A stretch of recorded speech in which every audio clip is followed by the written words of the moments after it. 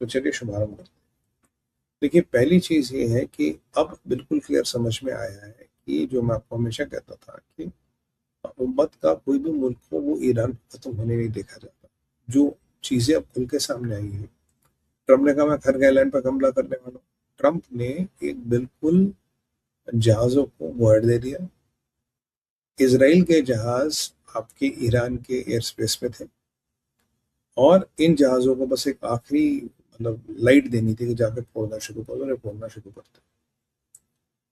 तो इतने में जो पाकिस्तान कह रहा था कि कोई डील नहीं हो सकती, जो कतर का डेलीगेशन वापस आ गया, ये पाकिस्तान, कतर और तुर्किया, इन्होंने मिलके ईरान को कल बचा लिया। Yes, they have saved Iran. मतलब मैं आपको जो कह रहा था, कोई भी मुसलमान लोग ईरान को खत्म होते नहीं देखना चाहता, खासकर पाकिस्तान और तुर्की। और इन सब में क्या रिलेशन है? पाकिस्तान, तुर्किया, कतर, इन सब में एक रिलेशन है मुस्लिम ब्रदरहुड। मुस्लिम ब्रदरहुड वो सूत्र है जो इन सबको बांधता है। तो कहीं ना कहीं मुस्लिम ब्रदरहुड के रिलेशन के कारण ये सारे कूद गए और उन्होंने कल ईरान को बचा लिया और ट्रम्प को लारे लपे दी, तुम्हारी डील साइन हो रही है, तुम्हारा सब कुछ हो गया है, एवरीथिंग इज सेट। और ट्रम्प या तो बेवकूफ है या जनरल कीथ कैलॉग क्या कह रहे हैं इसके बारे में आपको पता। ट्रम्प ने लिटरली ये इंप्रेशन दिया है कि हमने ईरान के कनपट्टी पे बंदूक रखी, बोला डील कर लो वरना उड़ा दे, और ईरान ने सरेंडर कर दिया। देखिए, अगर ईरान ये डील साइन करता है, मैं इसको सरेंडर ही कहूंगा क्योंकि ये डील तो है नहीं, क्योंकि एक सरेंडर ही कहा जाएगा, क्योंकि डील ऐसे साइन नहीं होती। डील साइन करनी होती तो इन्हें इतने विनाश से पहले करते हैं। आज इतनी ठुकाई पिटाई के बाद सरेंडर ही कहूंगा उसको।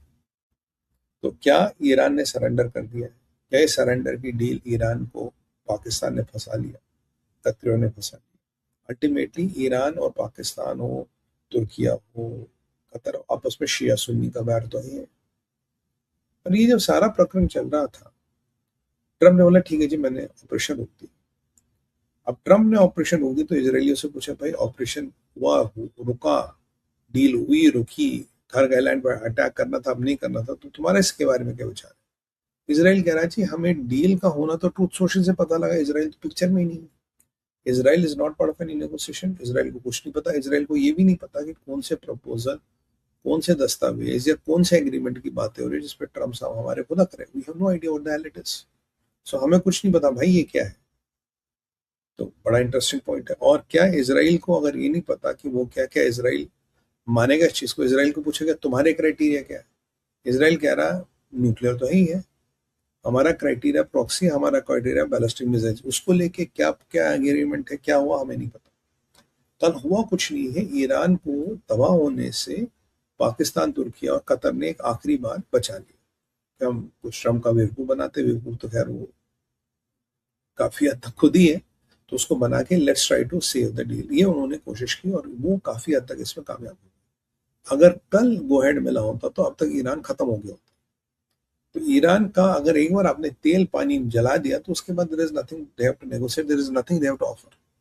ट्रम्प का अब भी इंटरेस्ट है कि अगर तेल पानी बच गया तो मैं ईरान से ये निकाल लूंगा, इसको बेच लूंगा, वट एवर वट एवर, कह भी चुका वेनेजुएला की तरह एग्रीमेंट कर लेंगे, ये कर लेंगे, वो कर लेंगे। बट जब ये संकट की घड़ी टल गई तो ईरान ने बोला, तो पहली बात जो अपडेट आया, कहता जी कोई डील नहीं है, एक एमओयू, इनकी मेमोरेंडम ऑफ अंडरस्टैंडिंग। आप जानते हैं एमओयू और डील में आसमान और जमीन का फर्क होता है। एक पेपर हम निकाल ले, कुछ लिख ले, एक एमओयू हो सकता है।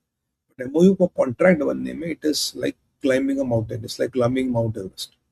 तो पहली बात है, कोई डील नहीं, एमओयू। उसके बाद ईरान बार बार कह रहा है कि ईरान डर के कुछ काम नहीं करता, ईरान को डरवा के आप कोई काम नहीं कर सकते। ईरान इसलिए डील नहीं कर रहा क्योंकि हमें अमेरिका ने डराया, हमें पाकिस्तान ने डराया, कतर ने डराया, जबकि डराया तो उसमें कोई डाउट नहीं है।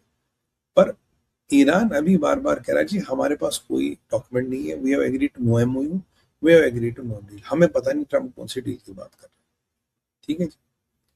इतने में ये ईरान का डिनाइल आ गया जी, हमें नहीं पता ट्रम्प कौन से एग्रीमेंट की बात कर रहा है, we have no idea what Trump is talking. इतने में ईरान ने एक और गोल पोस्ट खोल दी। ईरान कहता है कि अगर हिजबुल्लाह के प्रति एक्शन अमेरिकनों ने नहीं रुकवाया इसराइलियों से, तो ये एग्रीमेंट हो ही नहीं सकता। तो ये नया पेज है, लेटेस्ट पेज है कि अगर एक्शन नहीं रुकवाया आपने तो ये एग्रीमेंट हो ही नहीं सकता। अब यहां चलिए वापस। इसराइल कहता है कि हिजबुल्लाह का इस युद्ध से कोई लेना देना ही नहीं, हम हिजबुल्लाह को ठोक रहे बिकॉज हिजबुल्लाह हमारा इमिनेंट डेंजर है। which is true also. तो अगर हम हिजबुल्लाह को ठोकते इसका एग्रीमेंट से क्या लेने देना, they have nothing to do with the agreement, they are not going to stop. ये इजरायलियों का कहना है। इसराइल और ट्रंप के बीच, यानी नेतन्याहू और ट्रंप के बीच थोड़ा आपकी बार वाद विवाद भी हुआ इस डील को लेकर, क्योंकि जब इसराइल के प्लेन आकाश में थे F-35, आपने कहा जी डील हो गई, तो नेतन्याहू ने कहा यार हमें पूछो तो सही, हमें बताओ तो सही, we have no idea what you have agreed. करा नहीं कुछ नहीं। तो फिर इसराइल की मीडिया से जो खबरें आ रही है कि देखिए जब इसराइल पे ईरान ने अटैक किया तो नेतन्याहू को ट्रंप ने फोन किया, बोला तुम रिटेलिएट मत करो।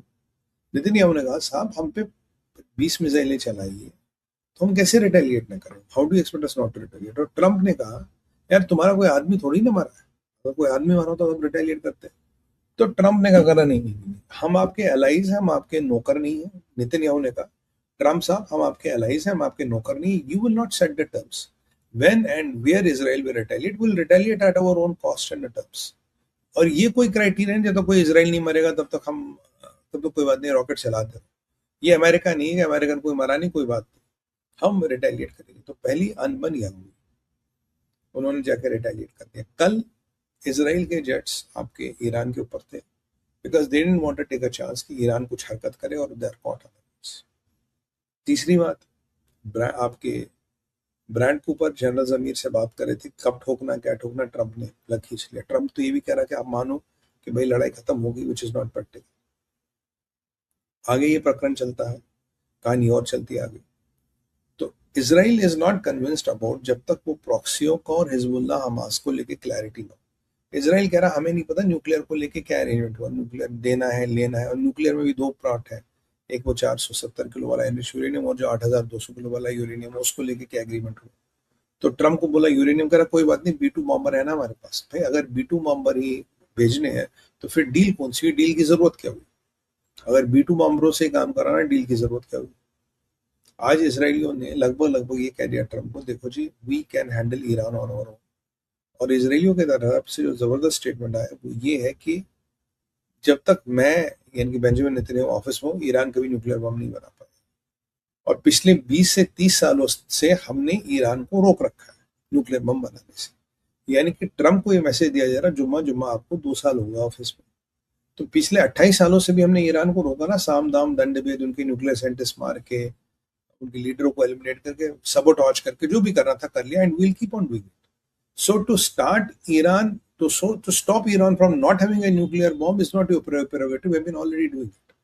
हम चाहते हैं कि क्षमता ही पूरी खत्म हो जाए, स्टॉप के लिए तो हम कर ही रहे थे ना, हम चाहते हैं पूरी क्षमता ध्वस्त हो जाए, और उसके लिए हमें अमेरिका की जरूरत नहीं। पिछले 30 सालों से हम ये काम बखूबी कर रहे हैं और आने वाले टाइम में भी करने की काबिलियत रखते हैं, तो हमें आपकी जरूरत नहीं। We want you to cut the head of the snake. अगर आप वो कर सकते हो तो करो, अन्यथा कोई जरूरत नहीं।